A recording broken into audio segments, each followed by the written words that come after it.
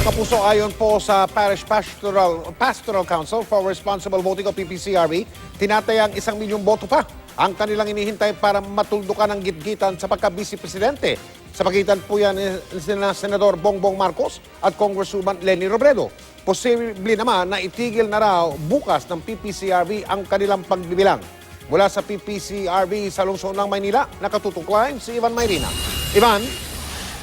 Mike, binabantayan at inaabangan pa rin ang karera sa pagkapangalawang Pangulo sa pagitan ni na Vice Presidential bet ng LP na si Congresswoman Leni Robredo na nakakuha ng 14,022,843 votes at pumapangalawa pa rin sa kanya Senador Bongbong Marcos na so far nakakuha naman ng 13,803,797 votes. Sa ginawang visualization ng GMA New Media sa oras at bilang ng mga pumasok na boto sa transparency server, makikitang unang dumating ang mga boto mula sa mga baluarte ni Marcos, ang National Capital Region, Cordillera Administrative Region, Region 1 o Ilocos Region, Region 2 o Cagayan Valley at Region 3 o Central Luzon. Kaya naman mabilis sa umarangkada ang bilang para kay Marcos. Pero unti-unting pumasok ang mga boto kay Robredo mula sa kanyang mga baluarte sa Region 4B o Mimaropa at Region 5 o Bicol Region, kung saan pumangatlo lang si Marcos habang nanguna si Robredo sa karamihan sa mga probinsya.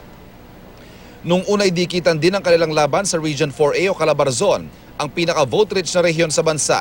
Pero mas marami pa rin nakuhang boto si Robredo kinalaunan. Malayo rin ang lamang ni Robredo mula sa ilang rehiyon sa Visayas, kabilang ang Negros Island Region, Region 6 o Western Visayas at Region 7 o Central Visayas, kung saan matatagpuan ang Cebu na pinaka-vote-rich na probinsya sa bansa. Doon nanguna na naman si Robredo habang pumangatlo lang si Marcos. Lumamang din si Robredo sa Region 9, Region 10, Region 13 at ARMM. Kaya pagsapit ang alas 3:20 ng madaling araw noong May 10, naungusan na ni Robredo si Marcos. Sa ngayon ay 3.97% o kulang-kulang 1 milyong boto na lang ang hindi pa nabibilang ng PPCRB sa kanilang quick count. Ayon kay PPCRB Chair Tita De Villa, humigit kumulang 1 milyong boto pa raw ito base sa bilang ng rehistradong botante sa mga presintong hindi pa nakapagtatransmit. Kasalukuyan pang tinutukoy ang mga lugar para mailabas silang datos mamaya o bukas ang umaga. To be on the safe side, we would say baka it could still alter the results, no? But then, given the fact that not all of the unaccounted for votes are just going to one candidate, so well, that will speak for itself. Pero hindi balak tapusin ng PPCRB ang kanilang quick count. Posibleng bukas ay magdesisyon na silang itigil ito. We don't expect to wait, no? Kasi sila 99% ng COMELEC. So, it means to say, ang pinapadala sa amin sa electronic, yung sa transparency server, is really in trickles na lang, no? So, what's the point? Tsaka, baka I don't want that a confusion will arise na mag-iiba yung bilang ng COMELEC at mag-iiba yung bilang namin.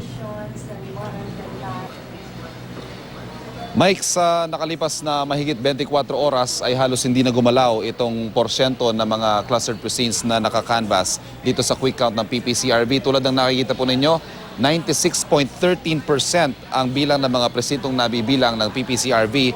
Ganyan na, Mike, ang bilang simula pa 3:45 ng hapon kahapon. Yan naman ang dahilan kung bakit pinag-iisipan na ng PPCRB na itigil na ang kanilang quick count at ipaubaya na lamang sa COMELEC ang official canvassing.